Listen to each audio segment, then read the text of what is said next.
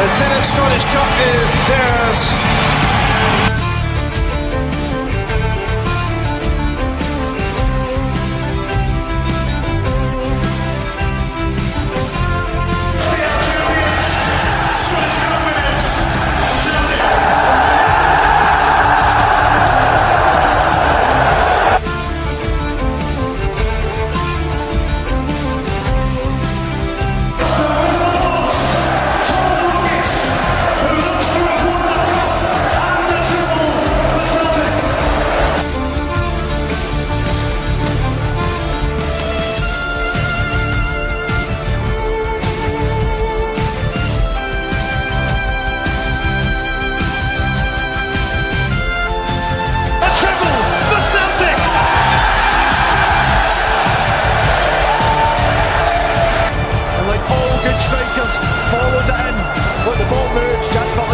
Central, but he should be dealing with it.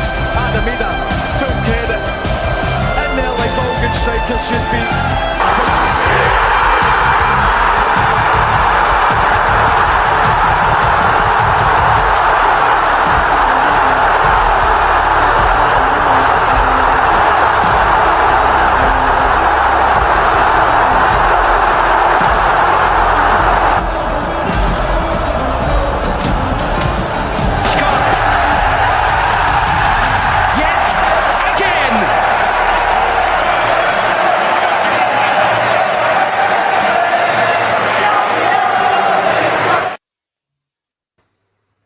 Just to get you in the mood. That certainly got me in the mood, Andy. That was outstanding, sir. Ladies and gentlemen, welcome to your Scottish Cup special Friday focus. We're going to have a good show for you this evening. Welcome to the Friday Focus show, like I said. And Jerry, how has your week been, my good man? Just working, usual. I'm off a day and I'm off to Tuesday, so I'm buzzing for that. And I've not got a ticket for the Mora, to be fair, but I never really chased it. I'm going to meet Andy in the live sealing for the first time tomorrow. So me and him's going to go to the Rutherglen Glencairn Club for it. And I'll see how it goes. If he starts getting rum into him and starts dancing to Erasure and all that, then I'll pull a sneaky. Do you know what I mean? If everything goes well, Scott, I might end up waking up on his couch on Monday because I see you got a full breakfast, a full fry up in booking.com for Andy's, so I'm looking forward to that. So aye, mate, can't wait till tomorrow. So I'll meet Andy, and it's my wee nephew. He's 18 today, I know. We Jamie McRae, a wee nephew. So he's got a ticket for the game, so he's buzzing as well, mate, a wee nephew. I said to him, Scott, will I get you up on the train? No, up to Glasgow. He says, no, I'm going up early to go to Murphy's to hang out with Rod Stewart. That's what he said to me. So I'll get Andy at 1 o'clock, 2 o'clock tomorrow, mate. So I'm looking forward to that. Brilliant, mate. And Michelle, how has your week been, pal? And what's your plans for the game tomorrow? I've just started back at my main job this week, so I'm just kind of slowly getting myself back to normal. My plans are tomorrow, I'm working, but I'll still be able to see the game. But I was hoping, obviously, if I got a ticket, I would have took the day off. But you guys know we tried absolutely everything to get my ticket, and it was just a no-go. So, yes, at home. Andy desperately wanted me to get a ticket, didn't you? So badly. Aye, honestly, if I'd got one, I'd have gave you it. I'd no problem with that. Sure. After 1,000 competitions, man, she deserved to win one, didn't she? I tried everything. Well, not everything, but I tried everything. Andy, how has your week been, sir? And are you looking forward to getting the high heels on tomorrow for the Glencairn? Always look forward to that, mate. It's not the first time I've been in the Glencairn with high heels on, let me tell you. Looking forward to it. Looking forward to see meeting Jerry for the first time in the flesh. So that should be good. And we all know, I can't wait that I don't ever need to put my hand in my pocket because Jerry's absolutely loaded. So, so looking forward to it.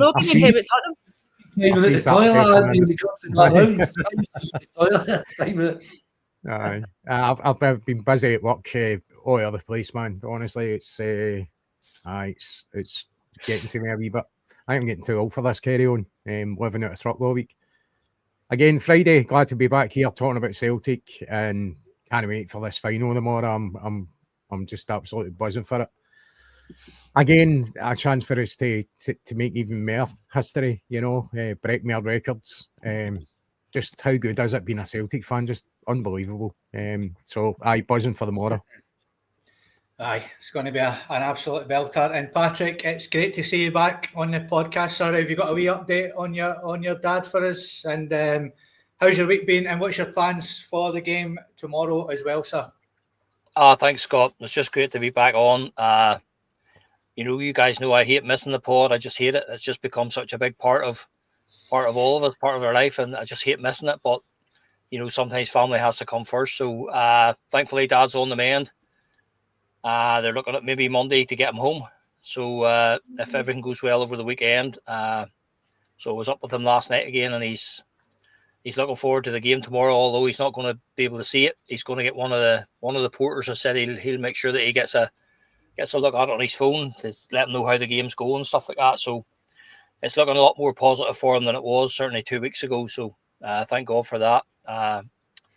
So just been busy, just working, Scotty, running back and forward to the hospital. You know yourself, there's not a lot of time in between. So we're all set for tomorrow. So myself and Blaine, lucky enough to get tickets. So we're heading over in the morning as usual. So we will have a 4 a.m. start. We'll be at Hampden tomorrow around about lunchtime. So I was just laughing at when I said Jerry and Andy. I've been in that Rutherglen kind of a few times, Charlie and the boys and stuff like that. Some place. So I say now that you two are going, you've put about another 500 on the door there. No bother to see you two guys. I'm taking my triangle with me, Paddy. We need pictures. It's some spot. It's a good spot. It's one of the most. It's probably one of the most loudest venues I've probably ever been in when there's a good band on. So it's some spot. So I hope you guys enjoy. So yeah, just looking forward to the game. Just looking forward to see the guys. As Brendan says, just finish what's been a brilliant season for us. There's been times where we've had to dig it out, but it'll just be brilliant to be able to finish it off with the treble that we all want and crave. So that's the plans for us. Excellent, mate. Absolutely excellent. So on Wednesday night, ladies and gentlemen, we didn't do an actual podcast. Everybody was kind of busy. Your Jerry had some Wi-Fi issues as well, so he couldn't get on. He was raging about that. But me and Andy jumped on, and we done a wee sort of pre-Europa League final show. It was 22 years since that. I'm going to say amazing night in Seville, because I was there and it was an amazing night. It was obviously an emotional roller coaster, and we didn't win the game, but just such a feat to get there. Roller coaster, of a full journey, that we all went through.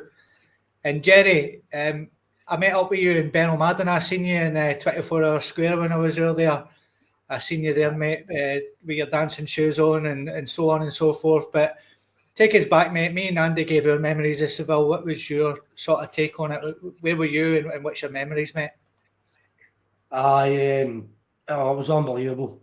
I know it never worked out for us that night, but what an experience to talk about all your life. I think I was about 28 then. As you say, last night, we flew in. My cousin Donnie drove down to Leeds with his pals, and we flew in for Leeds into Malaga, Scott. Then we stayed doing that finger roller for a few days. And I just met these boys for the first time. So you say we're at 24 Hour Times Square, remember? I think I was drinking for 24 hours. So we were staying, and Donnie was leaving in the morning. So I've come in the morning, crashed in. It must have been about 6 o'clock in the morning. So I've started taking the jeans down. My cousin Donnie's got me, was that you just getting up? Brilliant, we're just leaving. So I'm going out with the jeans, pulling them back up. Away we went, carry it away down to pick my pal up at the Malaga airport, away down to Seville. It was just Celtic everywhere. To see the heat. The heat was unbelievable. That was what May. The sun, it was some. The heat was how Celtic players played that night. Unbelievable. Neil Lennon running about there. He's running about extra time still. Honest, not weird. Especially being a ginger. What's that? Especially being a ginger, they don't cope in the sun. Well, I think wee man gets sunburnt when he looks in a holiday brochure, Michelle. So he does. But as I say, Scott, some experience I made doing. So we're in Seville, and after with Celtic fans taking old women and guys over the roads and everything, it was just a party atmosphere. It was brilliant. So it was. I've never seen many Porto fans, but the Celtic were everywhere.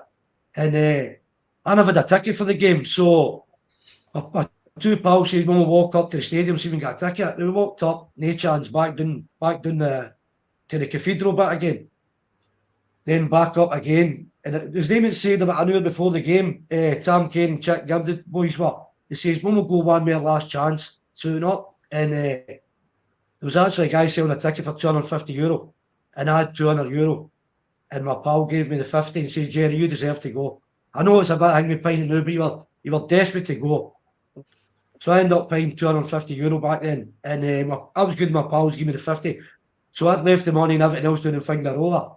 So we've went into the stadium. You just say it was, I'm shiting myself because I bought it that quick. I don't know if it's going to go green or red because it was one of the ones.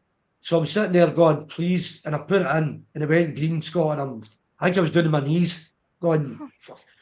So I'm into the stadium and I say, that game is unbelievable. B. Larson, I mean, he was never the biggest, but see the way the guy just floated up in the air to header the boys. Unbelievable timing, and it's just for him to score a goal, see your team score a goal in a European final, the atmosphere. So I'm up celebrating it with guys I don't even know, and I'm thinking to myself every 10 minutes, I'm saying, how the fuck am I going to get him? I've not got a penny. I don't know what MD is or nothing.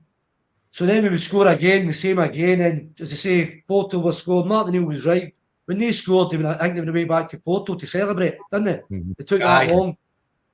But as I say, the game, the boys, they worked hard. I mean, Douglas done well in the other games. You can't blame him. But Douglas and Big Baldy kind of sent the jerseys a wee bit in the game.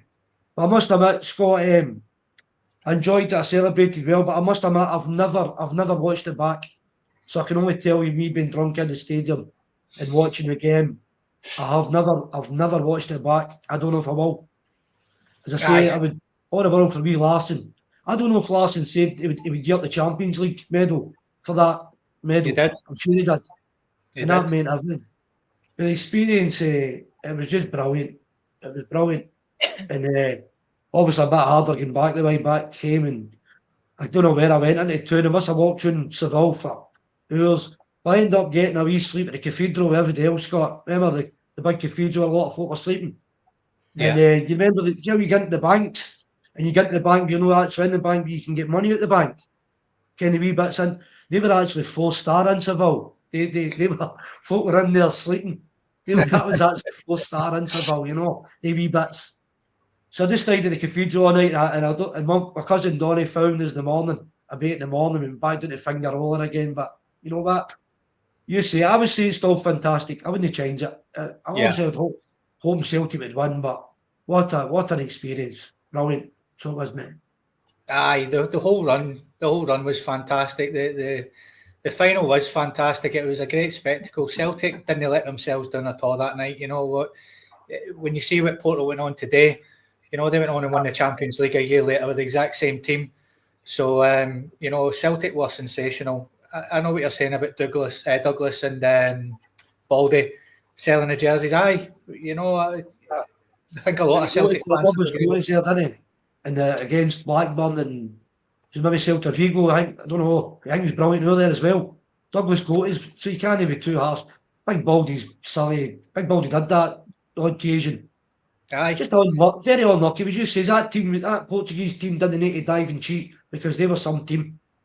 Aye, exactly, mate. They didn't have today the dirty tactics that they were doing during the game. Michelle, I gave everybody a wee bit of homework for this one, except for Andy. I gave Andy the week off because we had Wednesday all covered, but we didn't find out until the other day.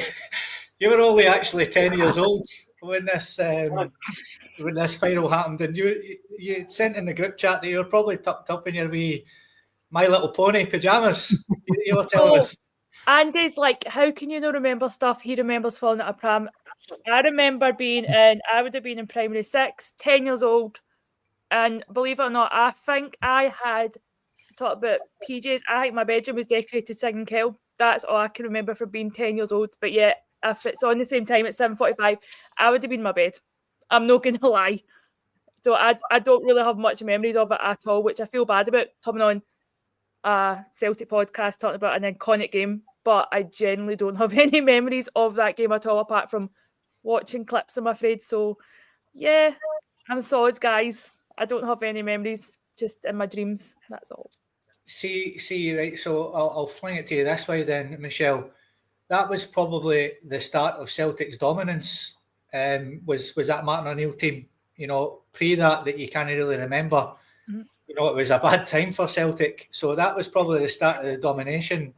Is that, you know, growing up for yourself? Is that side the first sort of team that you can remember then?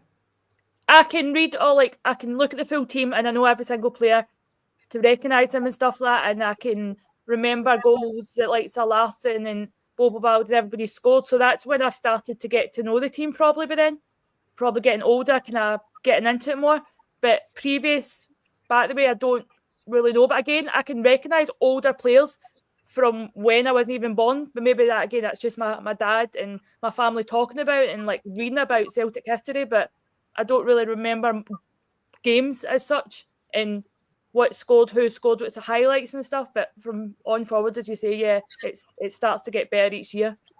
Aye, certainly does. And Andy, was there any you missed that you wanted to sort of touch on, mate, for Wednesday night? I think we covered most, but towards the end, everybody was wanting to get away to watch the Europa League final, weren't they? So, I mean, is there anything? I know once we finish podcasts, sometimes that something comes up and you go, shit, I wish I'd said that. Is there anything that you missed, mate, or something else that you want to touch on? No. I basically managed to cover everything that I was going to talk about, but I can't wait to hear what Paddy's going to say. Aye, go for it, Paddy. What's your memories? Is that your family member, Andy? That's my sister. Love it. My oldest sister. She's really, really old.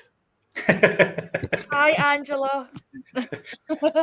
Patrick, what is your memories of that night in Seville? My memories, Scotty, are more of the run itself. I didn't actually get to Seville. We were on a family holiday at the time, which had been booked a year in advance. So we were in Croatia. So I was literally home the day before, and we were there for 2 weeks. And I must have spent at least half that time. We were trying to see, right, how, if I get to here, could I get from there to there? Could I get back and forth? But listen, 22 years ago, it wasn't the travel. There wasn't the same travel links that there are now. Now you wouldn't even think about it. But I was literally home the day before, so I had to just watch the final here at home. But my memories are of that run. That was the only game that we didn't. That was the only game that I didn't. I got to every home game. We got to Liverpool. We got to Blackburn.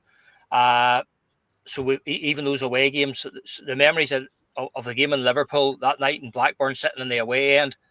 I know we had Rory on there last week talking about that. You know, and I was speaking to one of my mates the other day. I didn't even realise that he had been at the game as well. You know, it's like, but you know, the tension against Boa Vista. You know, even in the home game, you know, the smallest guy in the park scores a goal very early on in the game, and we're a goal down. Do you know what I mean? You know, just the memories of those things. Celta Vigo, I think it was a Celta Vigo one. The home game is against Celta Vigo. We were actually talking to Trevor Brooking outside the stadium, outside Celtic Park. So one of the guys actually made a phone call home to one of his mates and said, "I'm going to put Trevor Brooking on the phone to you." And he put Trevor Brooking on the phone, and your guy was like, "That's fucking not Trevor Brooking." I think Trevor Brooking standing going, "It is, mate. It is, mate." Just that run, Scotty, unbelievable. Just the memories of that run. And I'm a bit like Jerry. You know, I honestly, God, hand on heart, you know, I think I've maybe seen the winning goal twice in my life. I can't bear to watch it. I get to the 2-2 and I can't go any further. I just can't bring myself to watch that winning goal. It's just so painful. You know, the disappointing thing for me was, you know, we worked so hard and we beat some cracking teams home and away. You know, look at those results against Liverpool, results against Blackburn. You know, even that Stuttgart were a cracking German team. You know, and we did the business. Sean Maloney in the home leg, you know what I mean, was absolutely outstanding. Paul Lambert, you know what I mean, just those memories of those games. And then, as I say, you get to the Boa Vista and you know yourself it's a semi-final. It's going to be cagey, but, you know, to be the goal down and then they get the away goal. And you know, and you're starting to think, you know, maybe this run's just going to come to an end. And to be fair, like if we had lost at the stage, if we had lost to Boa Vista, it would have been a disaster considering all the teams that we had already beaten. I'm not saying that we were overly confident, but when we knew it was going to be Boa Vista, we were thinking, here we're onto something here. But for me, the biggest thing was biggest disappointment for me was the Porto tactics on the night. You know, I was very, very disappointed, and you know, my heart hasn't warmed to Mourinho ever since. You know, I like him as a guy. You know, small doses of him, because I just never ever forgive him for the kind of tactics that they employed that night. Listen, they had world-class players. They didn't need to be doing that, but the diving about, the rolling around, and unfortunately the referee was very, very, he was very, very immature and very inexperienced, and he just fell for it. And it just to say the actions of the goalkeeper, Deco, who went on to play for Barcelona, they were just, it was just ridiculous, and when you hear Martin O'Neill speaking about it all these years later, you know exactly that it still rankles with him. But listen, on the night, it was, there's not a chance that any single player who was in that squad could have given an ounce more. As Jerry says, the heat, you're talking in the way up in the 30s there, it still hadn't even cooled down. For guys to come from this part of the world to try to play in that heat and those conditions. So, but nothing will ever take away the memories for me of that run. Just the run to the final. The excitement going to those games every time you were going over, whether it was Celta Vigo or Liverpool or Boa Vista or Stuttgart or whoever, just the excitement, and it just built and built with every tie. Every time we won another tie, we seemed to go up a notch in terms of self-belief. And as we got to the semi-final, you just think, oh my God, we could actually witness a European trophy here, because obviously people who saw the triumph of Lisbon, they were the only ones who've ever had that. So for us to even be in with a chance of that, it was just brilliant. It just was it was just a pleasure to watch. But it was just such a disappointment for the players and the staff and Martin O'Neill and them, who put in so much effort in that whole run to just come up short like that. Listen, you can blame whoever you like. Big Bobo had his part to play, but Rob Douglas as well. But we spoke to Rory about that. Rob Douglas, we wouldn't have made it out. We wouldn't have made it past Blackburn if it hadn't have been for Rob Douglas. What I mean? So it's easy to be critical of the big guy. In one event, I just think at the finish of it all in Seville, just tiredness and just the heat just eventually got to Celtic. Porto just were that wee bit fresher in the extra time, and that's just that was just the difference. But honestly, nothing will ever take away those memories. Those are some of the best games I've ever been fortunate to be at following Celtic. It was just an unbelievable experience, a complete emotional roller coaster. I live an hour and a half away from Seville, where I am here right at the bottom of Spain, and I go to Seville quite often. And from March to November, the heat is stifling. They're like proper stifling. There's no air whatsoever because it's right in the middle of Spain. There's no sea, there's no wind, there's no nothing. It's just stifling heat wherever you go.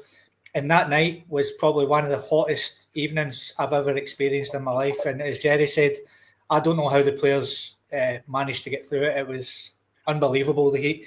But when I go to Seville, I go quite often actually. And when I do go, always wear a Celtic cap, and people stop me in the streets all the time. And Celtic. And, they don't forget how, I think that's the biggest thing about the whole experience of Seville was the fans. 80,000 Celtic fans descended on that city and took over the whole city. And they've never forgot it since. And I get a nice reception every time I go to Seville with the Celtic tops on, and that will never ever go away. So if you ever go to Seville, it's such a beautiful city as well. It's a stunning city. What was the atmosphere like after the game? See, obviously now you've got like social media and you read everybody's responses and stuff. Like, especially like Rangers, like fans and stuff, obviously being glad that we get bet. Like, was it just you caught up with each other in the pub and you had the big discussions after it like that? And were you getting slagged by Rangers fans that year as well? Or it was just for us. We went back to Torremolinos on the bus, so it was like two and a half hours back to Torremolinos, and nobody said a word on the bus. It was just complete silence, and I think everybody was stunned. That what we'd all just witnessed, And as Jerry said, and as Paddy said as well, you know, just for Henrik Larsson to lose that final, it was just, I think we were all just stunned. And I think we got the respect, not just the Rangers fans, but the whole of Britain, because of the way we put Blackburn to the sword, Liverpool to the sword. And I think the most disappointing thing that I said to Andy on Wednesday night is we never kicked on for that team. You know, it decimated that team after that. And if we'd built on that team, we could have went to another level, and that's what we did in the day. So that's probably the thing that sticks in a lot of Celtic fans' throats, is that we didn't kick on for that Seville final. But hey, it is what it is, and what a great experience all round.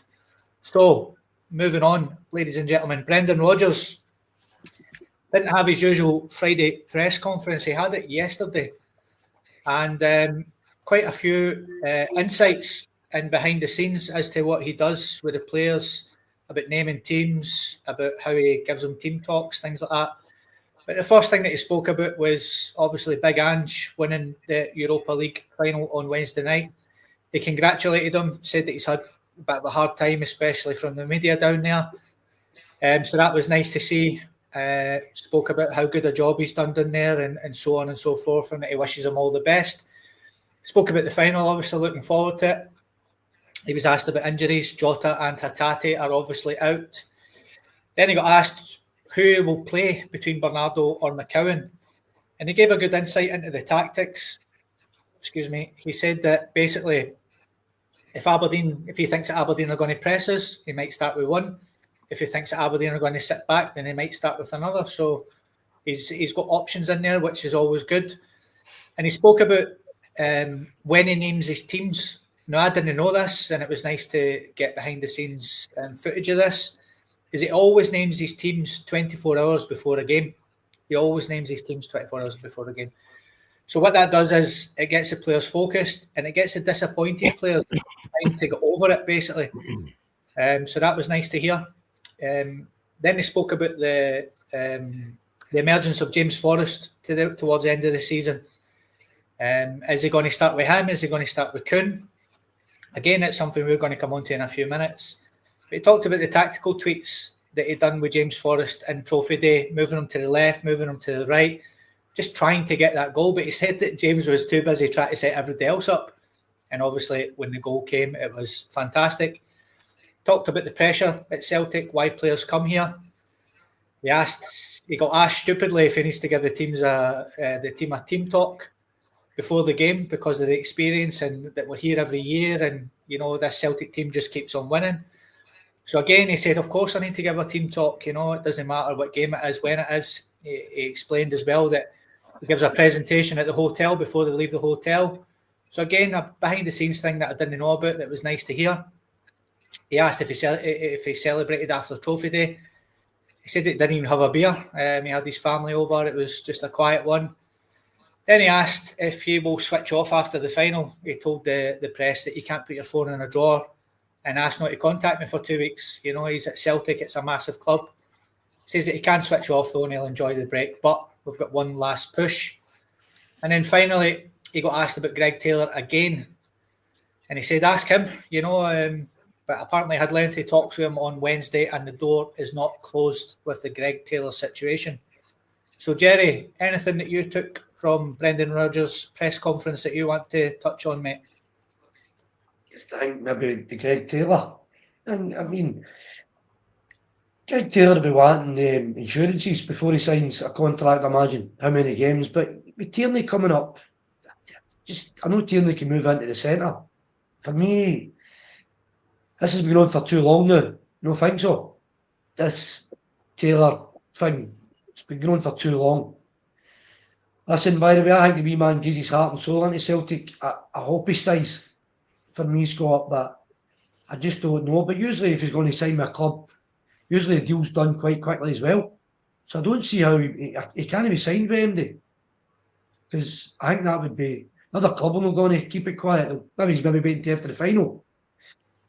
Maybe he's asked for that, but I don't know. The wife's just had a new kid, and you know yourself, listen, she'll need a hand with the rain, and no, Taylor's mum will all come in handy there, but if she's in our country then she'll know, these things all come into it. The day. Doesn't matter what anybody thinks. All comes into it. So that lassie maybe no want, maybe he was going to leave, and all of a sudden this week, kid's here now, and he's saying, the wife's saying, I don't want to leave here now. So that could be a part of it. I just don't know. Listen, I think the wee man can never get any bigger or any much stronger, but I think he puts his heart and soul into Celtic. He's a winner, and I hope he stays. But I can see his point with Tierney coming. I know everybody thinks Tierney's going to be injured, and he'll maybe get a few games there. But me, Taylor, maybe coming up with his company 28 now. Taylor. So for me, that's interesting. It took so long, Scott, to see what's happening, mate, pal. So it is. Michelle, was there anything that you took for Brendan's press conference that you want to talk about? I was actually the same as Jerry. I was waiting for him to speak about Greg Taylor. I just feel like Brendan was kind of similar in his reaction when he was getting asked about Kyogo. At one point, I think he kept on saying everything's fine and no to worry about it. And then all of a sudden, we find out that Kyogo's kind of got out the door. I just feel like by Greg's current tweets and Instagrams and stuff like that, it's kind of, to me, a given that he's going. The way that players have reacted to his comments on Instagram as well gives me the kind of feeling that he's definitely going out the door. I mean, I'm with Jerry. I would love him to say as well, yeah, he's going to be playing less games, but we know that Kieran Tierney's kind of injury prone, so he's still going to get a good, decent amount of games. And we even thought as well when Sloop came, he got a step back. But if Greg Taylor still plays the way he plays, he can easily play over Kieran Tierney. It just doesn't matter that he's going to be at the back of the bench to start with. So, but yeah, no, I would love him to stay. Obviously, he's been getting some slack this full season, and all of us has said at least one bad thing about him, because obviously I was reading that somebody was saying we were slagging him too much, but everybody there has their goods and their bads. But yeah, I would definitely want Greg to stay. And Andy, I know in the green room, mate, you mentioned Big Ange, and it's something that Brendan mentioned right at the start of his press conference. He's had a lot of stick down south, mate, and it was just great to see him get it run every day. We're getting that for Spurs, wasn't it, pal? I know people have got different opinions on Ange. Obviously, he's away. A lot of people think, well, particularly Jerry, when it comes to players, once they leave, then that's it. And I totally get that, understand that. My personal opinion is I want him to do well, because it probably looks better on us. If he's went and won a European competition, and he was our manager a couple of years ago. So, and that's where I pretty unfancied. All right, they've got all the funds you can imagine, stuff like that, but it doesn't guarantee you anything. Look at the amount of money Man United's pumped in, and they have not been very successful, although they played them in the final. But I wouldn't say that game was a classic game. I've got to be honest with you, it was pretty boring. Terrible. But it was more about the occasion, I think, and winning that trophy. Absolutely delighted for him. You could see what it meant to him. And just what I would say to the Spurs fans, know that they're going to be watching us, but there's another certain individual that was under heavy criticism when he was a manager at a certain club, just about to get a sack and won a European trophy. That was his first trophy, and that was Alex Ferguson. And look what he went on today. He was given a bit of time. So, be careful what you wish for. A saying that Brendan's famous for, but, be careful what you wish for. Look at all the managers they've had in the past. They've no won it in 17 years. Yeah. And he comes in. And he also pointed out that he was prioritising that competition this year. That's why they fell away in the other ones. He had to, especially with injury problems they've had, that he had to pinpoint something. He had to focus on something. So the rest has fell by the wayside to concentrate on winning us. And he's done it. He's done it. And he came out with that quote saying, I always win something in my second year. And he's done it. So, whatever. Personally, if I was Ange, the way he's been treated, I'd have went, there's your European trophy, I'm off. Aye. I'm off, because they don't deserve him. That fan base, I don't know why they feel entitled to win stuff. And to me, they're a big club, but they're absolutely nowhere near the size of Celtic, that's for sure.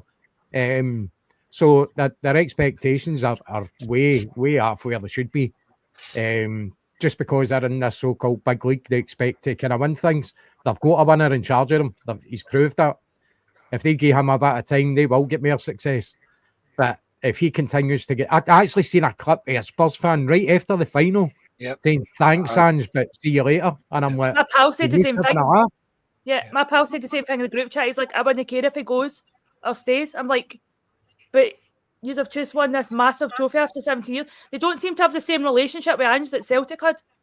Like, as soon as we won, he was right in the middle, celebrating, jumping around. Ange stood at the side when they lifted up that trophy.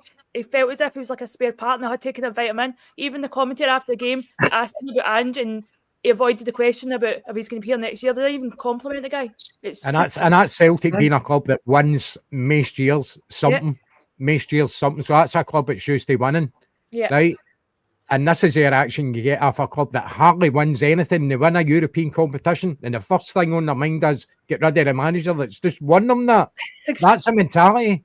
That's the mentality you're up against. Aye. They do not deserve a manager like that. They don't.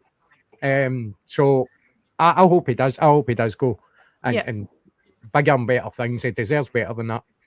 Aye, he certainly does. Paddy, did you take anything from Brendan's press conference, mate? What was it you picked at the bones? Aye, two things, Scotty. First of all, Big Ange. I'll touch on Big Ange as well. I was absolutely delighted for the big guy. I liked him. I met him a few times outside Celtic Park. He couldn't have been more of a gentleman. A lovely big guy, really warm character. And you just knew that he had genuine feeling for the supporters. He's not just signing autographs for the sake of it. He just comes across as a really lovely, down to earth, genuine guy. So I always had a lot of time for him. My own personal opinion about him at Celtic was at least he did it the right way. He waited to the end of the season. He saw the treble over the line, and then he went. And for me, he deserved credit for that. Yes, it was hard watching it at the time, but I just felt he did it the right way. So for me, I was just absolutely delighted to see them winning it. But as Andy said, I would just love nothing better than for him to walk in tomorrow morning and hand in his resignation, because they don't deserve him. They absolutely don't deserve the big guy. Some of those fans after the game, I saw that there was actually two of them, Andy, wasn't there? They were interviewing two guys at the same time. And they were basically, thanks very much, Ange, but it's time to go. And I'm thinking that just sums up everything that's wrong with that football club. They have absolutely no idea whatsoever. And the one thing that was in their mind was, we've now had a better season than Arsenal because we've won a trophy and they haven't. Yeah. Well, that may very well be the case. They've won a trophy, but Arsenal were up there challenging in the Championship. They were challenging into the Champions League.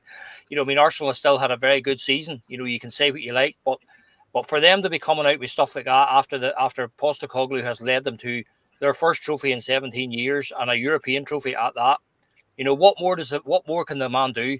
He had success in Japan, he had success in Australia, then he came across to Europe, to Celtic, and he was being all these achievements were being shot down as it's only Japan, it was only Australia, and this. So then he comes to Celtic and he wins the 2 trophies in his first year, and he wins a treble in his second year. And again, it's the same old argument.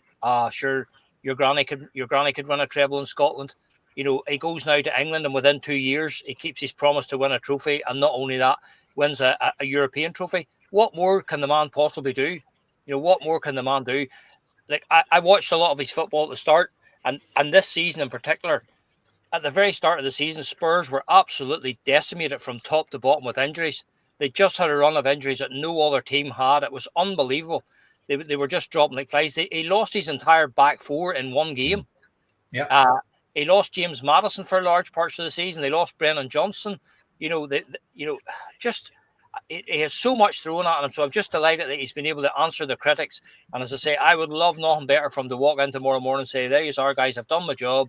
But I'll go somewhere where I'll be treated with a bit of respect. Yeah. Some of the press conferences that he's had to put up with has just been unbelievable. So I was just absolutely delighted for the big man.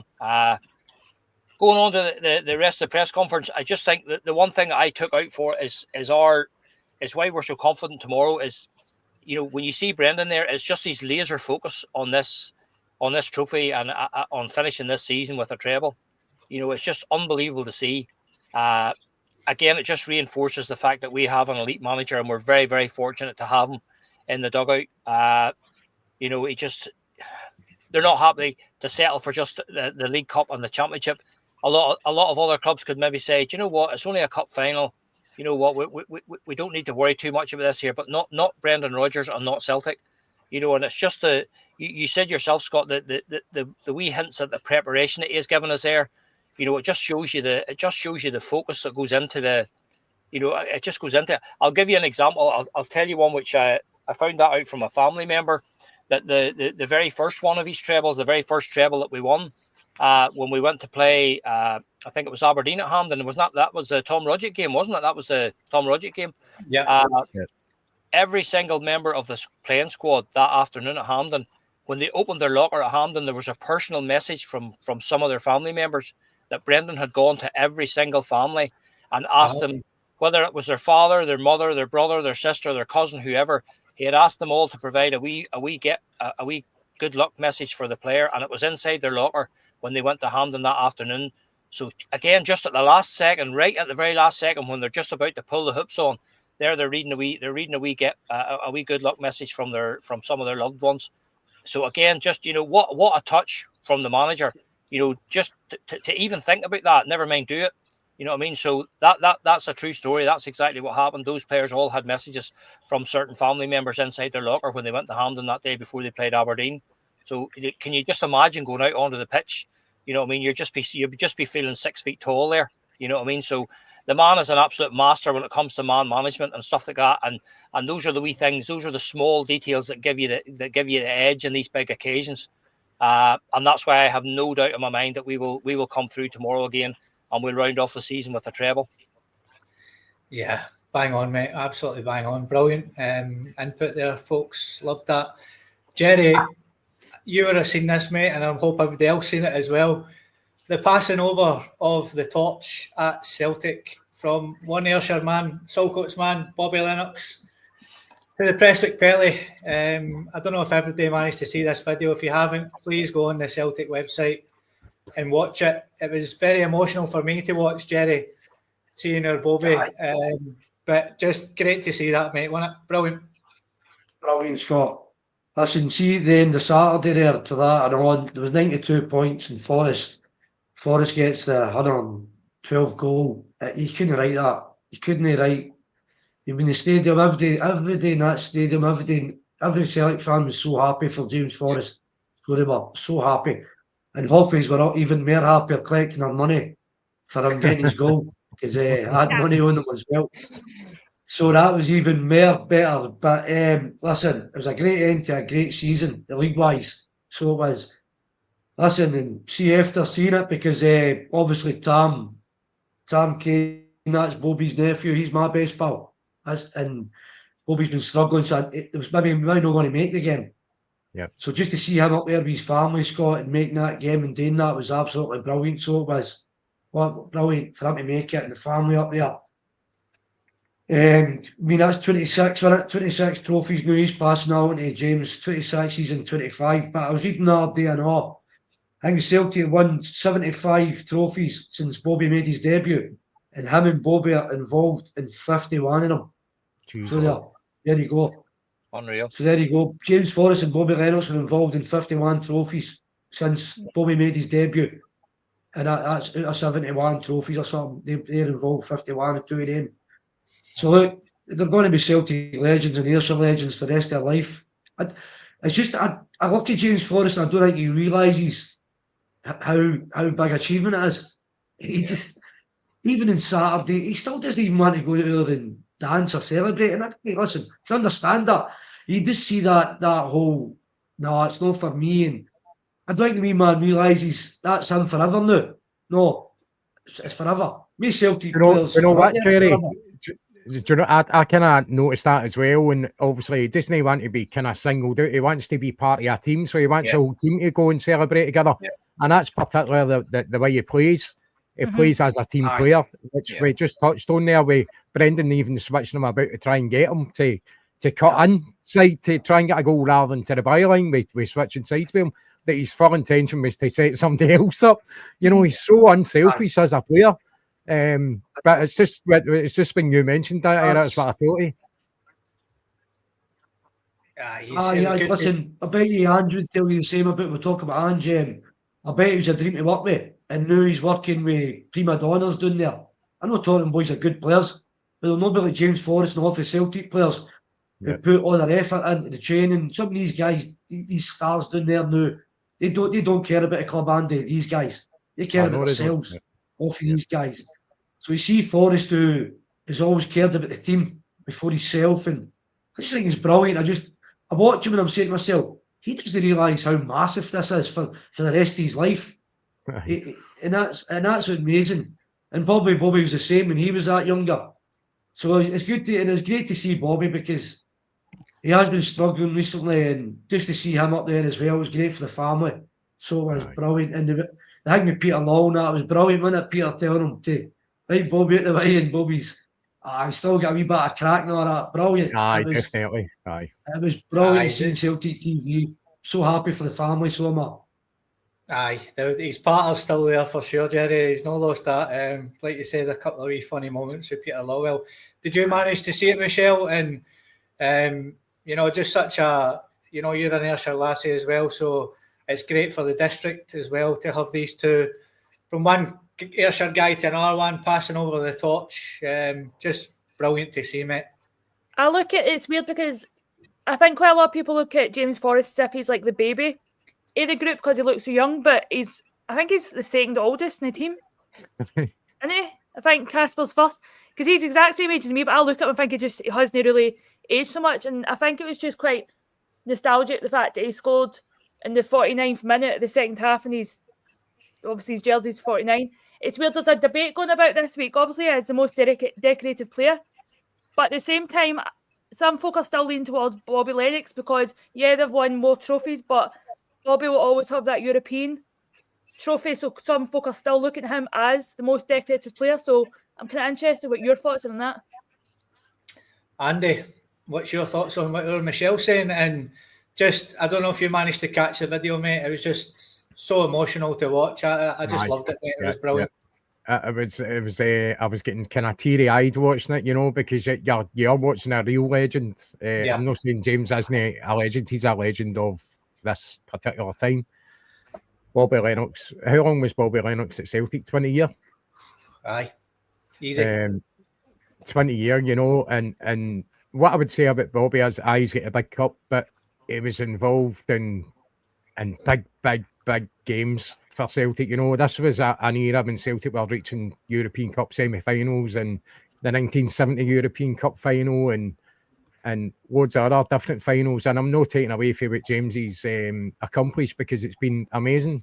For a guy at times looked as if he was at the door sometimes, and he's just popped in and just continued and put his absolute focus on the club. You never hear anything bad about him. You never hear anything, you never hear anything about him or Calmac for that matter. So that says a lot about their mentality and the reason why they've got so many trophies and they've been about so long. But there's just something about, there's a magical thing about Bobby obviously being a Lisbon Lion, and you just, especially that video the other day, you just want to go and give him a big hug. That's the kind of the feeling I got, it's you can see he still get his humour about him now, which was great to see. And unfortunately with these guys for this era, they're getting older and they're starting to fall away. So that's the really sad thing. But Bobby Lennox, he's got his own statue in Saltcoats, and quite rightly so. A guy that's never left the area, always been himself, always never tried to be anything else. And hearing for you guys, he's very approachable to everybody. He's just Bobby, isn't he? He's just Bobby. He doesn't, pretty much the same way that Forrest does that way. He doesn't try to project himself as being something special, and it really is. And you find that with players that are, no, all players. There's players that think they're better than they are, and I'm talking about maybe down the road somewhere. There's players that think they're better than they are. These are very humble guys, and look at the achievements they've got. It's just unbelievable. So that was really touching footage there to see that. I was delighted to see that. And Jamesy actually felt a bit awkward, because he sees him as a legend. He's a Lisbon Lion. He's somebody that spent a lot of time at the club. So I get what's been said about Jamesy, that he doesn't realise just how he's not taking it all in. I think he actually touched on it himself, actually, with an interview saying that I'll probably not realise it till I actually stop playing and I can look back on it, but at the moment I'm just thinking about the next game and carrying on as long as I can. So you hear that a lot about football players, that they don't maybe take it in at the moment, but it's when they do. Listen, it's a lot different nowadays. You can find out anything about MD. You can look back in games and get footage like that, you know, so he's always got that to look back on. Maybe in Bobby's day, it's all black and white footage, and a lot of his is going to be in his mind in it, you know. But fantastic stuff. Just really good to see the two of them together. Yeah, and as everybody said, they've touched on it already, Patrick. Just an absolutely beautiful moment, sir. Just great memory, Scott. Again, two absolute legends. And again, Jamesy, you know, it is very true. You know, he probably won't realise until he's my age. You know, he gets into his 60s and stuff, you know, what he's actually achieved. You know, and for him to be, you know, Jamesy to be talked about even in the same breath as people like Bobby Lennox, you know, that for me, if Jamesy never achieves another medal in his life, you know, that for me is enough to, you know, that will be more than enough for any of us. He's such a down-to-earth wee guy as well, just the same as Bobby. The actual contract that he's on at the minute, his existing contract that he's on, the day that he signed that contract, we were actually in Glasgow. Me and my pal Mark were actually at Celtic Park. There had been a game the night before or whatever, and we were actually outside Celtic Park, just milling around, taking photographs the next day before we headed for home. And all of a sudden we noticed James Forrest coming walking across the car park from up from the direction of the, you know, where the ticket office is. And he's just coming walking across, and I said to Mark straight away, I said, "There's James Forrest. We'll get a wee photograph here." So we just went over, and he just started chatting to us. And I actually said to him, I says, "What are you doing? What are you doing here today, or what's happening?" He says, "Oh, I've just signed a new contract, and I'm just here at Celtic Park to do the media stuff." You know, and I said that to Paul Mark. No limousines, no security around him. You know, just nothing. Just, you know, as if it was just walking in to, you know, to just do something completely, you know, just off the scale, just absolutely unbelievable. And that's what he said. He says, I've just signed a new contract, and I'm just coming here to do the media stuff. You know, so he's coming into Celtic Park to do all that. So just a really down-to-earth wee guy. And as I say, you would bump into wee Bobby in the bus park at Hampden. That's where you'll see wee Bobby on Cup final day. I'm not sure if he's going to be there tomorrow, but most of the Cup finals that we've been to recently, wee Bobby's been hanging about the bus park, and he's always posing for photographs with people. Just a lovely wee guy. I've been fortunate enough myself to be in Saltcoats and see the statue and get my photo taken with it and stuff. So just brilliant to see. And Jerry, I'm sure will say if he was at the game last weekend, you know, the noise at Celtic Park for what was essentially the last goal of the league campaign in a meaningless game. You know, you'd think we had won the European Cup whenever Jamesy scored that goal. The stadium was just absolutely rocking. It was as loud as anything I've ever seen on a European night. Just everybody was just absolutely delighted for him. Just delighted that he scored, delighted that he kept the run going. And do you know what? You know, when you watch him, you know, Brendan's exactly right. Like he spent the last bit of the game last weekend actually trying to set other people up. He was putting some lovely balls across. Dyson Maeda hit it one over the bar. I don't know how he missed it. That was a complete setup, wasn't it? It was unbelievable. He set it on a plate for him. He absolutely set it on a plate for him. So I still think that we still haven't seen the last of Jamesy either. I think Jamesy has still a lot to offer. Looks great.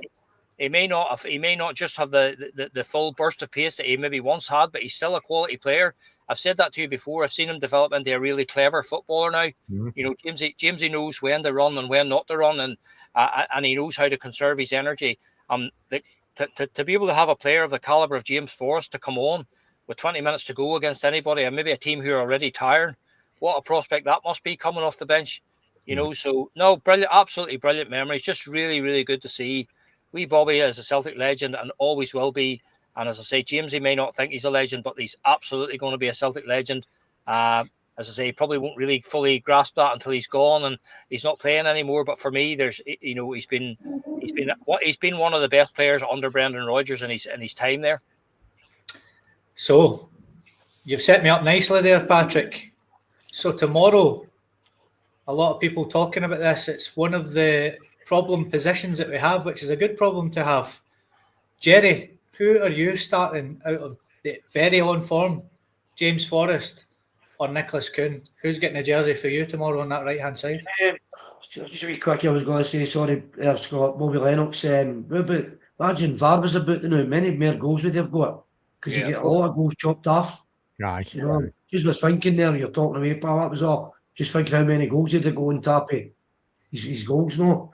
So you're asking the question, sorry, Scott, Kuhn or Forrest, am I going with what I'm thinking, or am I going with what's going to happen? Know that, right? Go with what you think. What are you thinking? what I know, what I think will happen, Kuhn will start the game. That's what I think will happen. I don't think Rodgers. Listen, I'm telling you now, Forrest is in better form. Kuhn's not been great. I think Forrest has been brilliant lately. But I just feel as if Rodgers will go with Kuhn tomorrow. So I'd love Reece James to finish the season with starting tomorrow. Personally, I'd love it. But I just feel as if Brendan will go with Kuhn tomorrow, mate, up front. The wing, sorry. One of the three up front. So he will. Michelle, somebody's just said they're both to start. That's an option as well. You know, the both of them could start on each wing, and Maeda could start through the middle. Do you see the both of them starting, or do you see Kuhn getting the nod before James on the right, or do you see Jamesy starting? I've actually got this feeling that because we have done so well and because our performance with Aberdeen a few weeks ago, I think we might actually start Forrest. Got this feeling.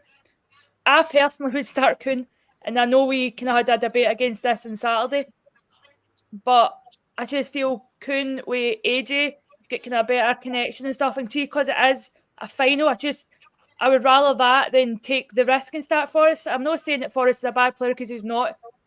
He's great, he's a team player, he makes loads of chances, but I think for the first half till we get a couple of goals out of the way, I'd feel more relaxed with Kuhn and AJ. But as Jerry said, Kuhn's been having a mare the past couple of weeks. AJ's been a bit as well. But yeah, it would be nice to actually see them both start and Maeda in the middle. But with Adam, Ida actually been no bad, and I think maybe even Johnny Kenny will come on in the second half. I don't think both of them will start at the same time.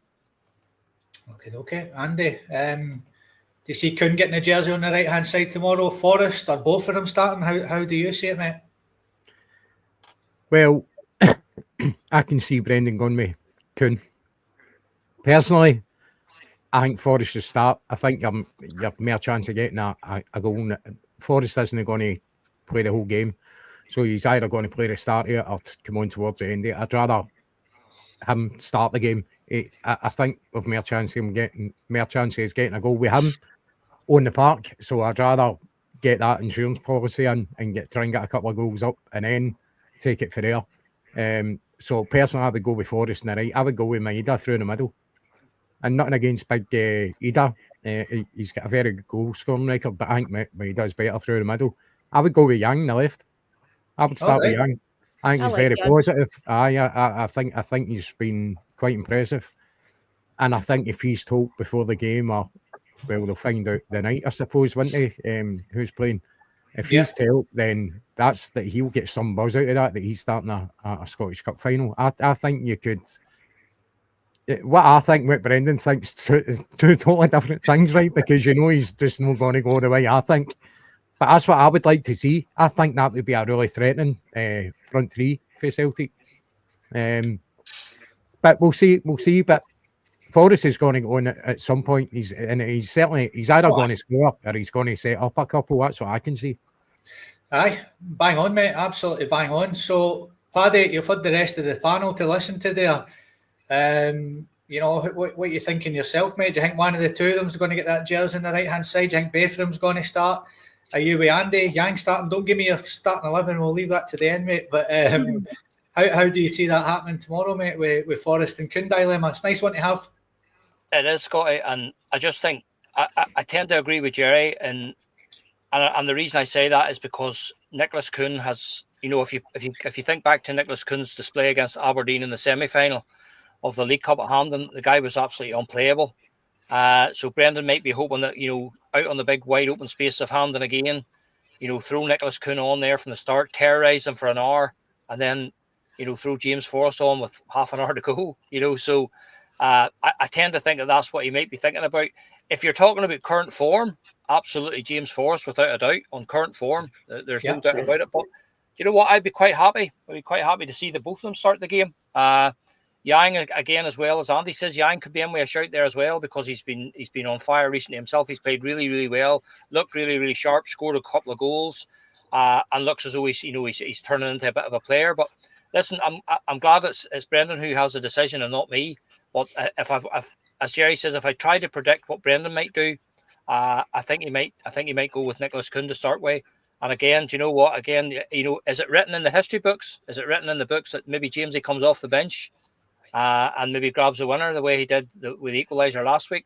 Just something like that with this club and with the fairy tale around Celtic. Anything's possible. But that's why Brendan gets the big money to make these decisions. But for the first wee while in a long time, we've only got Rio Hatate and Jota are the only two players really not available. So everybody else is fit and available. So again, it'll be down to who fancies it.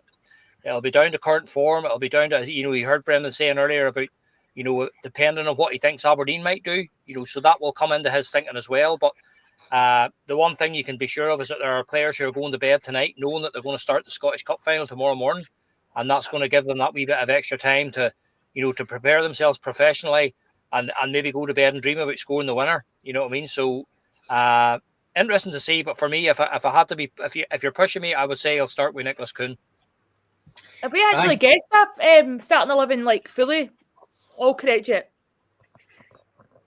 What was that? Have we actually guessed the starting 11 and had all correct yet? What has been our closest? We've been close to 9. 9. I think we got 9 out of 11 for the last game. Actually, I think it was. We got 9 out of 11, so we've done all right. Another problem position, Jerry. A nice problem to have is Paulo Bernardo or McCowan starting for Rio Hatate.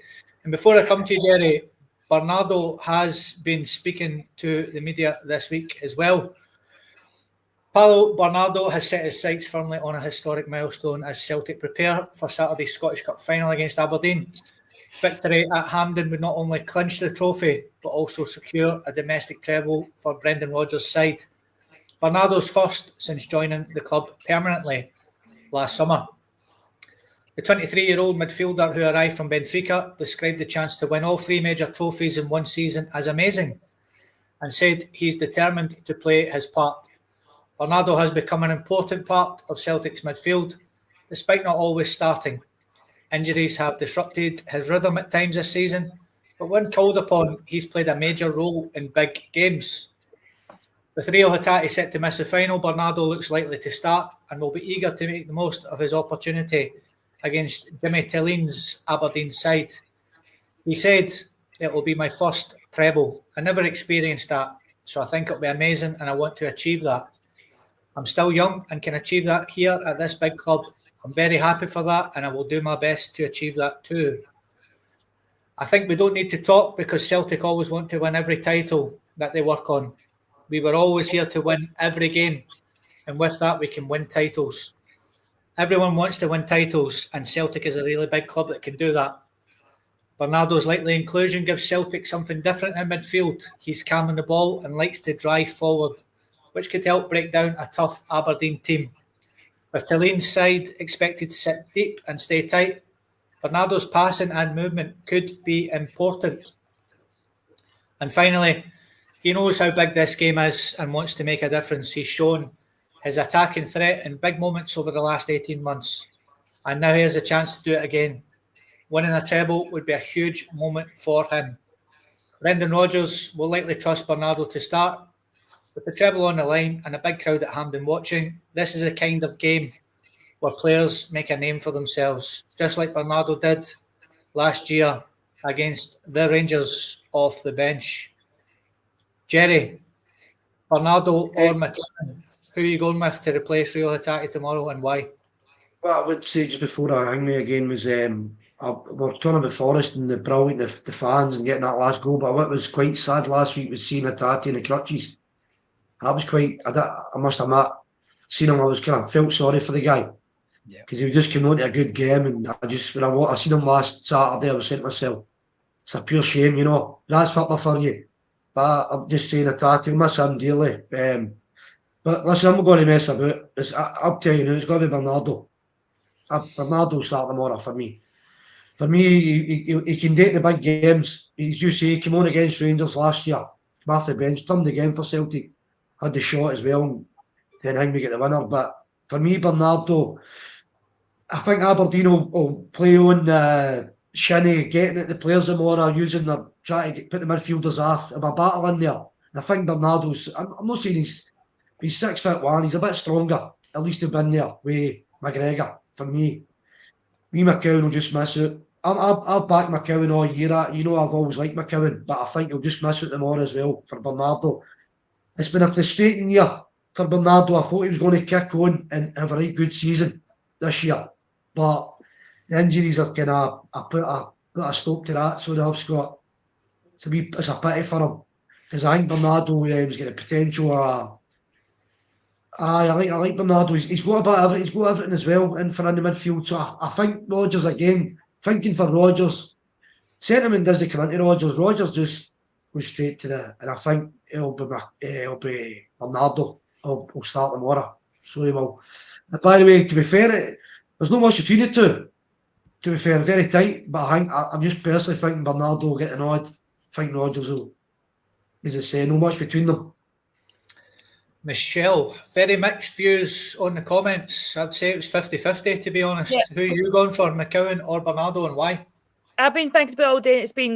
I've been like 50-50 as well, but I'm going to be with Bernardo as well. I think he's more suited to these high-pressured games. He's done the Champions League. He's played most of the derby games. Look, McCowan's only had a couple of minutes at each game. I just feel like his tenacity creates good chances all the time, Bernardo. He's always there. Yeah, he creates good chances, doesn't always follow through with them. But I just feel like he's going to be more suited to that pressure situation tomorrow. But I do hope the Luke comes off the bench. I think they'll both get game time, but definitely start with Bernardo. Like starting with Kuhn, get the goals in, make it kind of safe, and then bring them both on. But I'm the same. I would start any of them, but it's definitely going to be Bernardo. Andy, I know you're a massive fan of Bernardo, mate. You talk about him quite a bit. So I'm assuming that you're going to go for him. But are you going to surprise us tonight and switch him up for McCowan? What's your way of thinking? No, obviously, Bernardo, I would definitely go for Bernardo, and I'm not discrediting McCowan in any way. I think he's been a fantastic signing for Celtic. He's a hardy wee guy, but not only that, he's got good technical ability. I know, he really does. Now, sometimes he can play a good ball, he can score a goal, and he's a Celtic fan. Sometimes you can't beat that. Bernardo, I think, is a wee bit more finesse about him. I think his most recent games, he's not been fantastic. To be fair to him, he's had injuries, but very stuttered performances because he mostly substitute appearances. He's had very few chances to actually start games and stuff like that. We've not seen the best of Bernardo. There's an absolute top class player in there. Yeah. He's came for cracking pedigree, and I think, like Engels, I think if he can get a good run next season, wee bit more game time next season, we'll see the best of Bernardo is what I think we're going to see at Engels. I know there's a good chance next season, just touching on Engels, I know it's away for Bernardo, but he could be up for Player of the Year next season, I think. I think that a full pre-season under Brendan and stuff like that would make do him the world of good. So we've got to still get the best to see Engels. The problem with Bernardo is it's a competition in Midley Park, innit? But Calmack's not getting any younger. We're either going to shuffle things about to suit that situation with the players we've got, or bring in a player that's going to kind of fill that position, or, as I said, one of the players is going to fill in that spot. I think Engels would be good fit in there, to be quite honest with you. So that could maybe give opportunities for others. Calmack's star quality player. You notice that when he's out the team. So for Bernardo, it's very difficult for him to take anybody's jersey. Unfortunate for Hatate that he's missing out, because he did come on to a good game. Certainly last maybe month and a half or so, for sure. Played some really good stuff. So absolutely gutted for him to be missing the final. Unfortunate injury. But this is the thing, you're relying on your squad.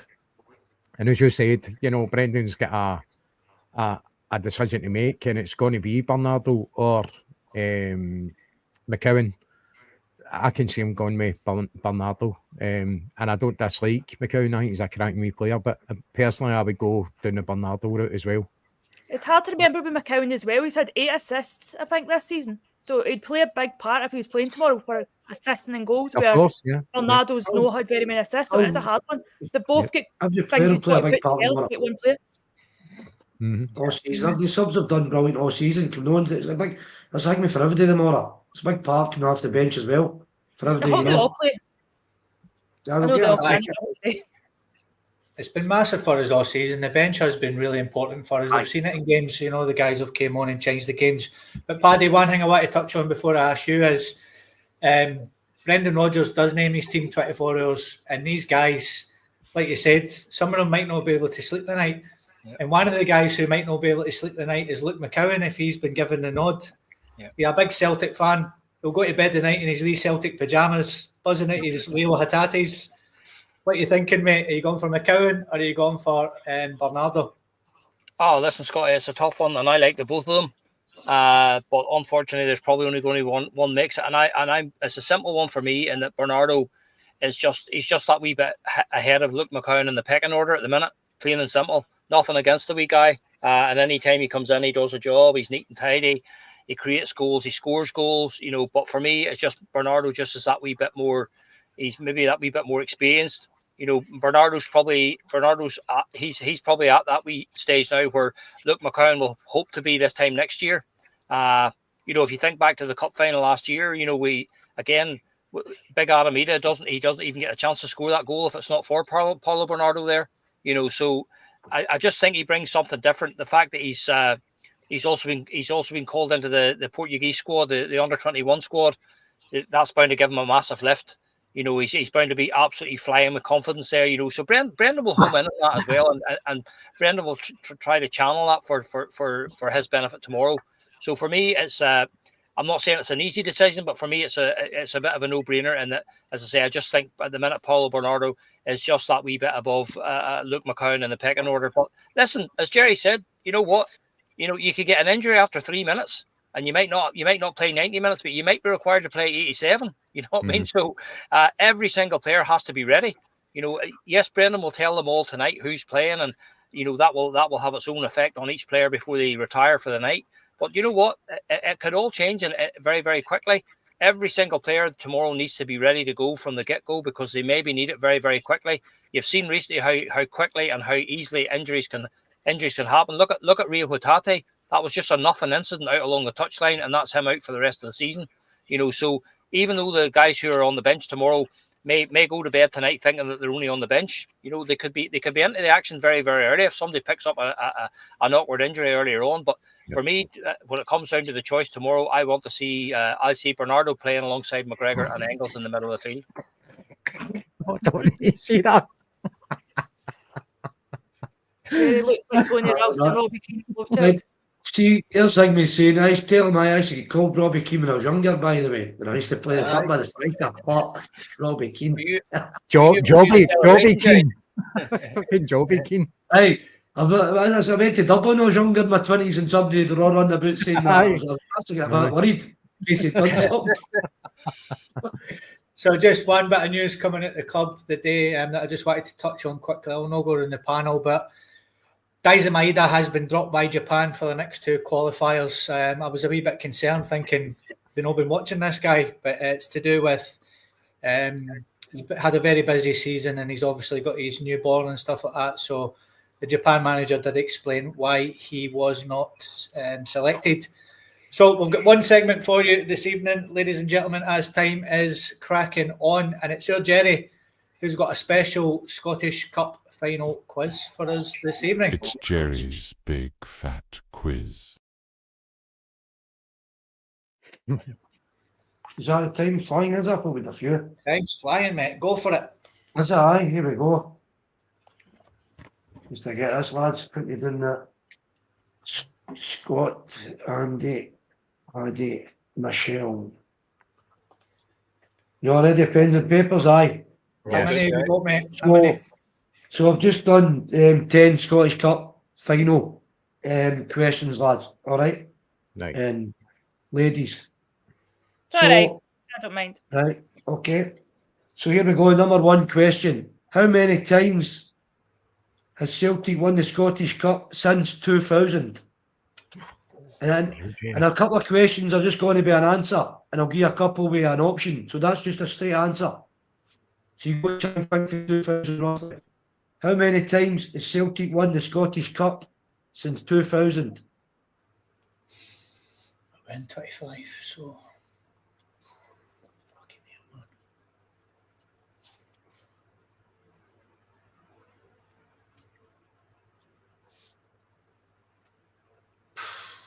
Just whenever he's ready, whatever.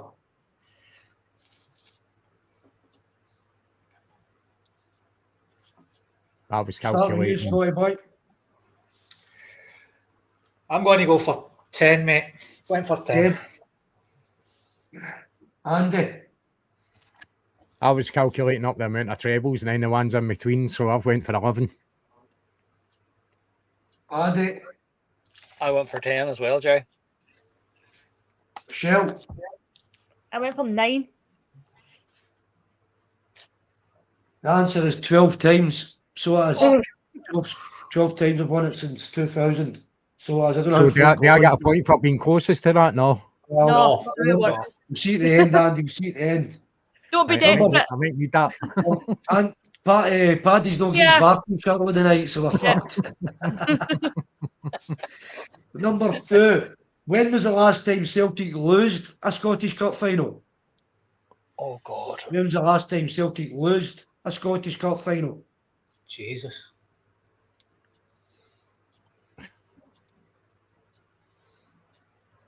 Oh, is it maybe? Aye. I think it was, man. I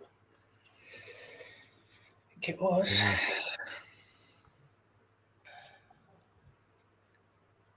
A lot even lost a Scottish Cup final. I'm saying lose is lost. Lost a That's Scottish that, Cup final. Saltcoats. Same thing. Schooling. You're Aye, fair he's Russell, He's fair Russell. Oh, sorry. That's at Drussin Schooling. I'm good at counting. I'm not great at my spelling and my sayings.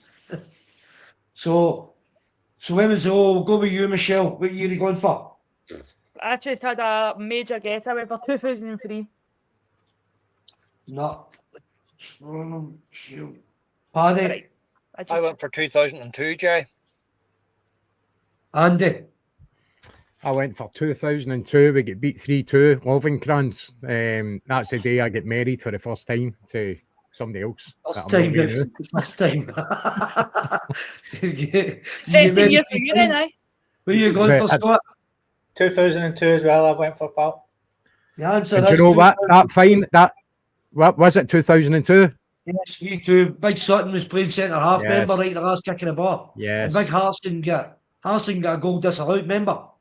Yeah. You should have got that, remember it? And that was played early. That was played early in May because the European Cup final was Champions League final get played at Hampden that year, so it get played in the 4th of May that year. Aye. That's I knew right. it, So I knew it again. number three. Name the Celtic goalkeeper in the 1988 Scottish Cup final against Dundee United. Oh. Name the Celtic goalkeeper. In the what? 1988. In the 1988 Scottish Cup final. Who played in goals for Celtic? I think I've got it. Paddy, you would get that one, wouldn't you? I'd be shocked. Do you hate him as well? Oh, he's all right. And we'll go with you, Paddy. I went for Alan McKnight. Michelle. I went for Pat Bonner. Andy. It was McKnight. Oh, what can I speak? Scott. Alan McKnight. Aye. The answer was Alan McKnight. Well done. I am doing great So, today. well done. Here we go again. In the 1989-90 Scottish Cup against Aberdeen, everyone remembers Anton Nogan missing the penalty. But who also missed for Celtic that day in the penalty shootout? Oh. So all remember Anton Nogan. Who I'll tell you, Brian Grant missed for Aberdeen. So who missed for Celtic? I've got it. Before it got to sudden death. I think I've got it. Charlie Nicholas scored for Aberdeen, didn't he? He did, aye. Yeah, I was at the game, we were all hoping he'd miss you. He'd actually Aye. signed for Celtic, remember? He was Aye. basically going back to Celtic again. Yep.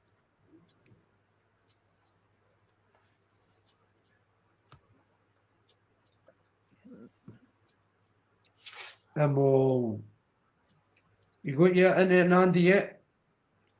Nah, mate, I'm a blank with that. So we'll start with you, Scott. I have went for Darius Dovchik. Fuck, so it was. So it was. Shell, No idea. Paddy. Darius, stop check for me too. Did you Double spell it Big right, though? Shuggy. Big Shuggy. If you spelled his Shuggy name right, missed because you only get the points if it's spelled right. Look at that. No, Look at That that. that's looks an like one of Ange Scott's Paddy. conundrums. Somebody's just kicked a Scrabble That's set it. on your pad. That's Scott's conundrum. Shuggy. Paddy, I've got the answer and your spelling's better than mine. Mhm. I would So, just write double D. Scott. Well done, Scott and Paddy. Big Shuggy, he must have been laughing when Anton Logan missed your beauty, man. He probably fucking, do you know what I mean, Yeah. covered his arse. Aye. So, number Too 5, close for Dovchik. who got the winner in the 1984 Scottish Cup final against Celtic and signed a season later for Celtic? So who scored the 1984 Scottish Cup final against Celtic and signed the season later for Celtic?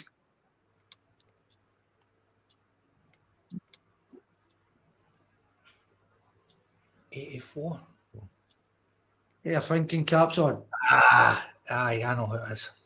Did you say 84 or 94? 84. 1984. And then after the 2000s. 84. So he signed in 85.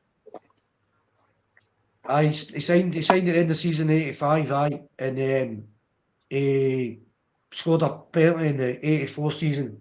So he did 1984, 85, he signed 86, 85. He signed the season. He didn't do a full season at a team and he signed, he came back to Celtic. He went to another country and played for a season. Then Aye. came back and played for Celtic. Oh, God. Yeah, Yep. he certainly did. All right.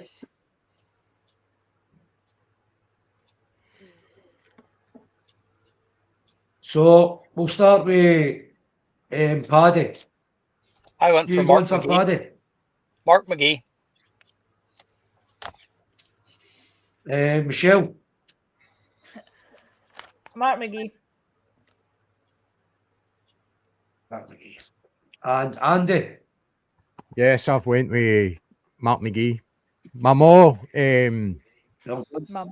my mom was pals with Mark McGee's sister, and she used to take Mark McGee out in the pram. He stayed in Cashmilk for a while when he was away. I think he ended up in Cumbernauld or something like that. But aye.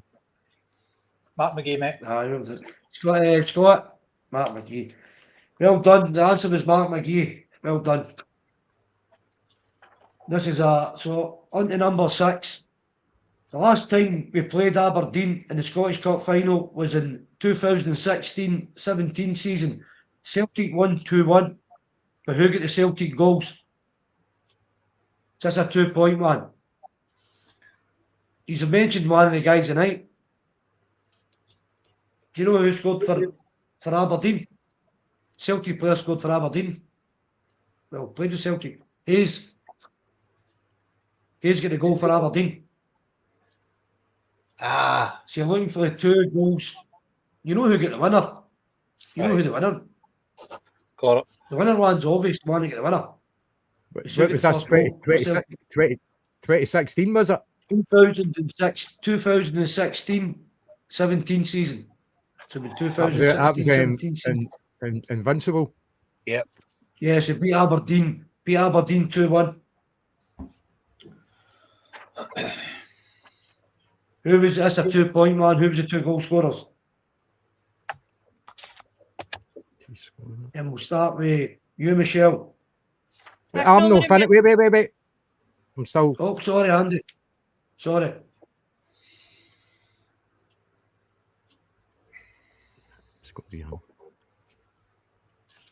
Right, that's aye. Okay. Right, Michelle. Right. I can only remember one. Tom Roddick. Can you get the other one? Right, so you get 1 point for that. Paddy. Stuart Armstrong and Tom Roddick. Andy. I have went with the hair and Rogic. And Scotty. Zidane and Armstrong. 2 points each for Scott, Andy and Paddy, and 1 for Michelle. Well done. Number 7. Celtic have won the Scottish Cup 42 times. But on Saturday, how many times will that be they have played in the final of the Scottish Cup? So it's A, 61, B, 62, or C, 63. Jerry, come on to fuck. So they've played.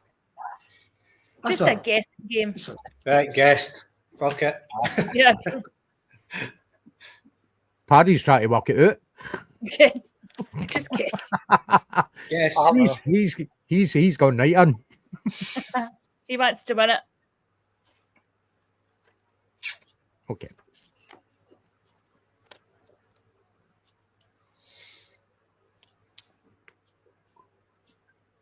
Where are you going for then? Start with you, Scotty boy. God knows, mate. Just a wee guess. 61.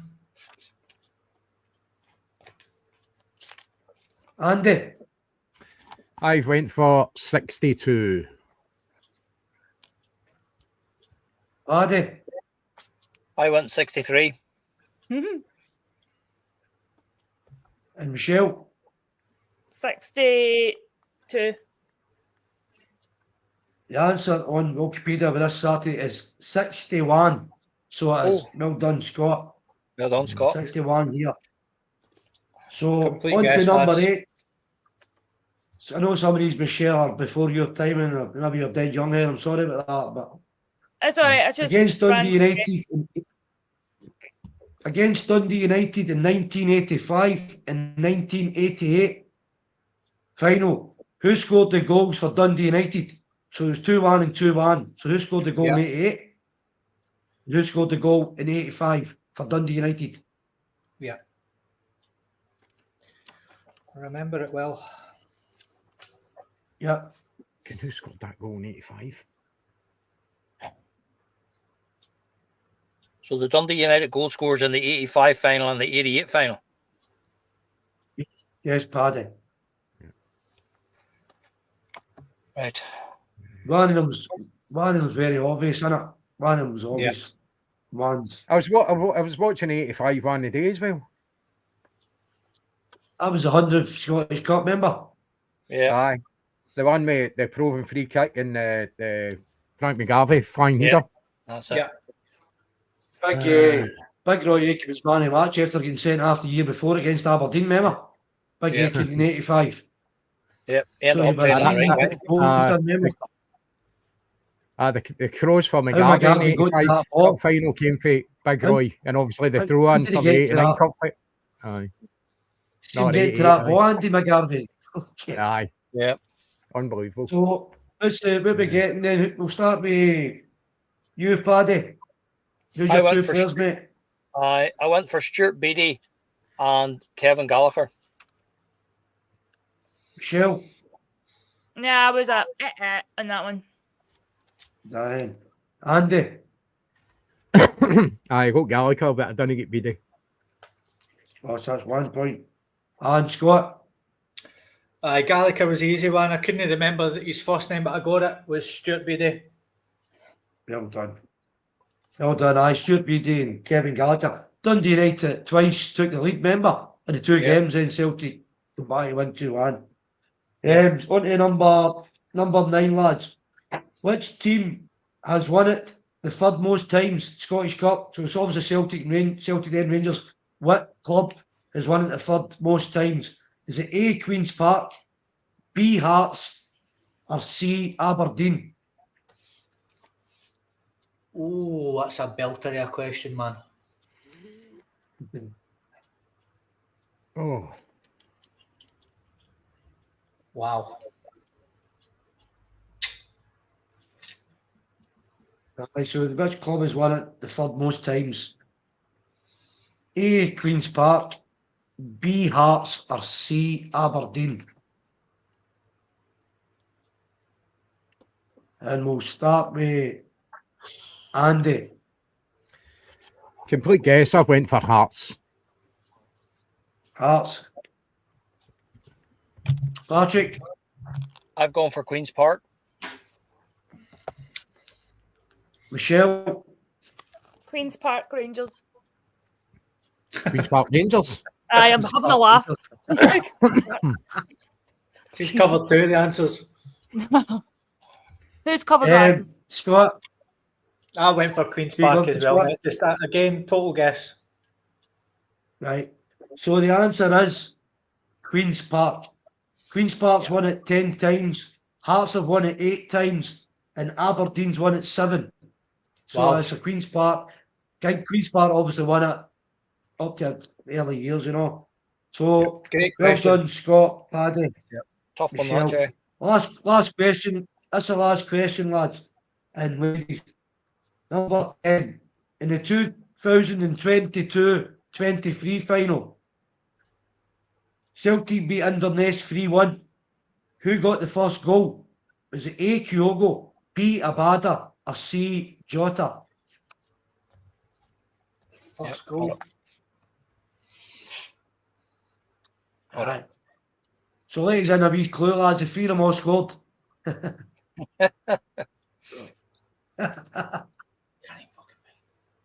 So they did. The three of them all scored.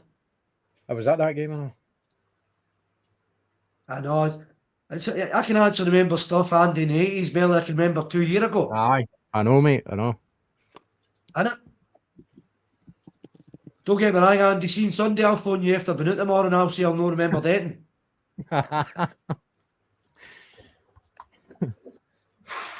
So, Kyogo, Abata, or Jota. So we'll go with you, Michelle. I went for Who you going for? Kyogo. Kyogo. And Paddy. I went for Kyogo, Jay. A wee near post finish, first time from across from the right hand side. All right, Paddy, after the extra points. Paddy knew who shied the ball to him and everything to the first to the start. He's getting the colour of the ball. We Peter the mascot was doing that good that day. Right, so Andy, who you going for, pal? Kyogo. And Scott. Kyogo. Kyogo, well done. The answer was Kyogo. Michelle, you get 1, 2, 4. Paddy, You you don't get need 1, to know what 2. Michelle got.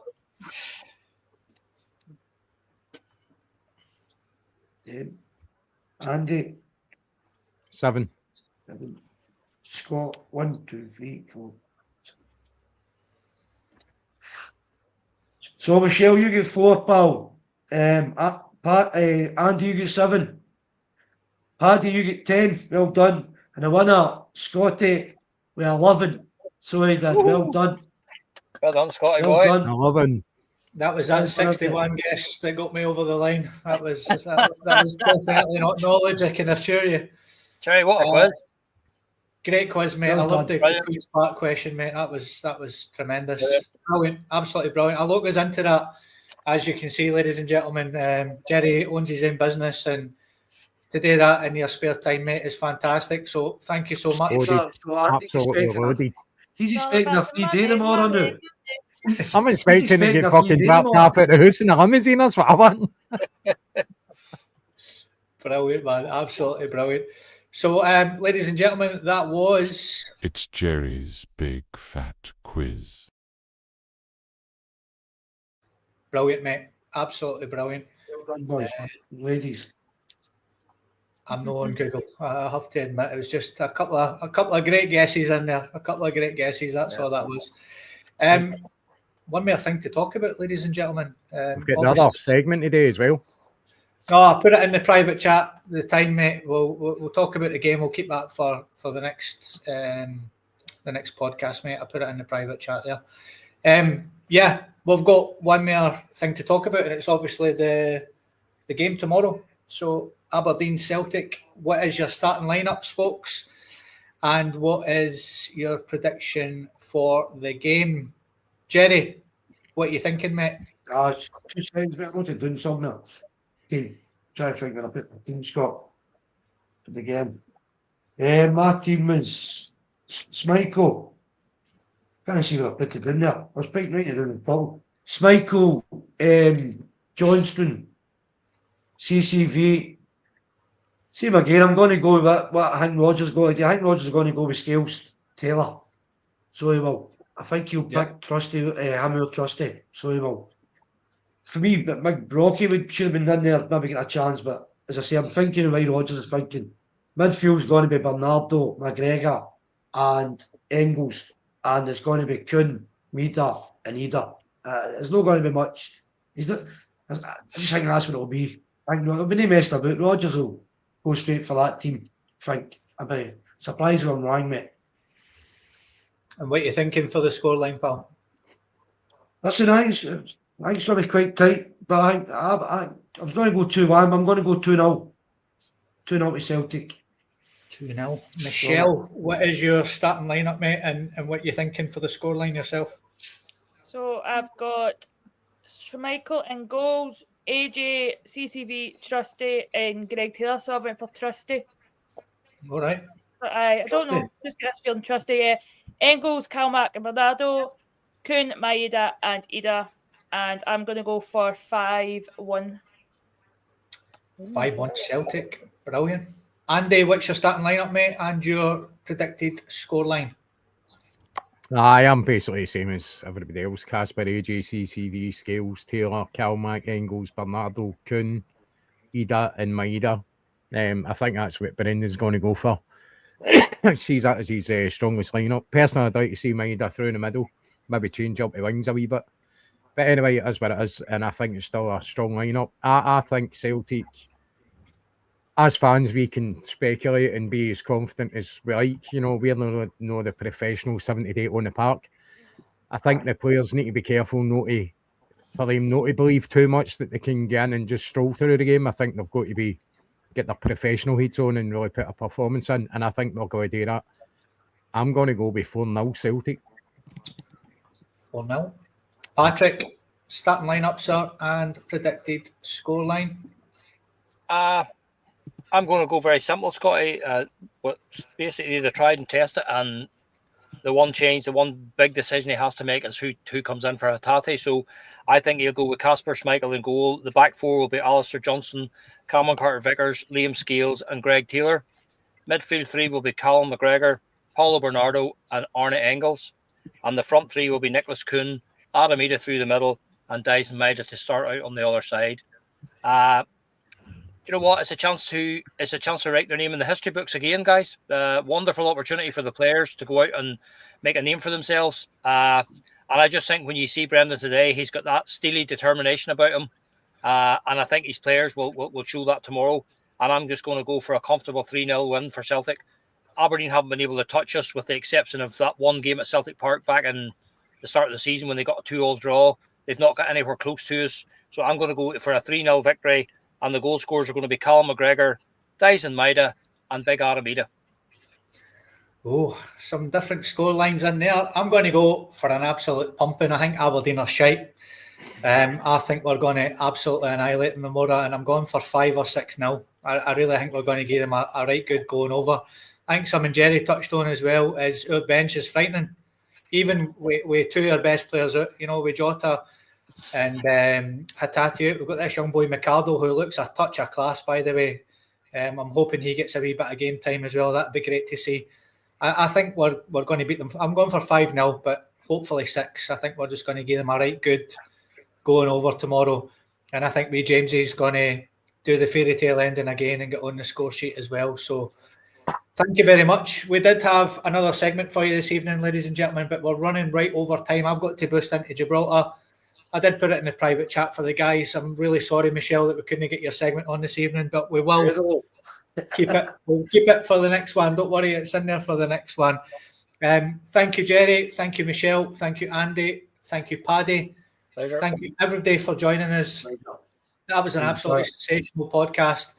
The intro that Andy produced there, the quiz that our Jerry done, Brilliant. it's just got the juices flowing for tomorrow. I just can't wait for this. We won't have a post-match show because everybody's busy tomorrow after the game, but we will get one sorted for you over the weekend at some point. I'm sure we'll all jump on and have a wee celebration at some point. Thank you so much, everybody. Enjoy the game tomorrow. Get yourself down to Celtic Park after the game for the trophy celebrations if you can. And we will see you at some point over the weekend when everybody's hangovers have curtailed. Mind you, take some photos, you too. We want to see some drunken photos. I'll be doing the podcast with Andy's house. Sunday morning line, rough. That's fine. I'm on the back to Ayrshire until about next week. I'll be leaving Glasgow in about 4 days' time. I'm sorry, I'm kidding on. The Sunday morning podcast will use too rough as hell. Eat my full breakfast. Eat my full breakfast. Brilliant. Excellent. Right, folks, enjoy it. Get yourself to Celtic Park. Come on the hoops. On the treble chambers. Hey, Will. Enjoy it.